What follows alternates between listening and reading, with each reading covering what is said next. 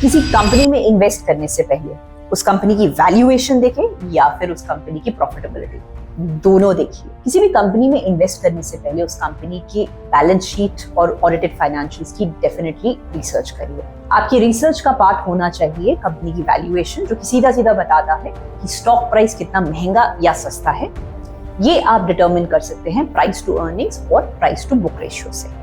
मगर किसी भी कंपनी का प्राइस टू अर्निंग्स और price to book ratio isolation में मत देखिए। आप उसे कंपेयर करिए इंडस्ट्री के एवरेज से, और आप उसे कंपेयर करिए उस स्टॉक के हिस्टोरिकल प्राइस टू अर्निंग्स या प्राइस टू बुक रेशियो से। एग्जांपल के तौर पर अगर मैं इन्वेस्ट करना चाहूँ मारुति सुजुकी में, तो I would see the price to earnings of Maruti Suzuki as compare to the price to earnings of Nifty auto and the historical average price to earnings ratio of Maruti Suzuki. At the same time, company की profitability अगर हर साल बढ़ रही हो तो ये एक अच्छी बात। अगर किसी रीजन से कंपनी अगर लॉसेस में चली जाए तो ये जरूरी नहीं कि वो खराब कंपनी है। एग्जाम्पल के तौर पर टाटा मोटर्स बहुत सालों से एक लॉस मेकिंग कंपनी थी। उसका रीजन ये था कि टाटा मोटर्स ने हेवी कैपिटल आउटले किया था to acquire Jaguar Land Rover. अब जब फ्यूचर आ चुका है, Tata Motors JLR cars India में सेल कर रही है, जिससे कि कंपनी की अर्निंग्स बढ़ी और कंपनी की प्रॉफिटेबिलिटी भी बढ़ी और साथ साथ उसका स्टॉक प्राइस भी बढ़ा। अगर किसी भी कंपनी का प्राइस टू अर्निंग्स रेशियो उसके हिस्टोरिकल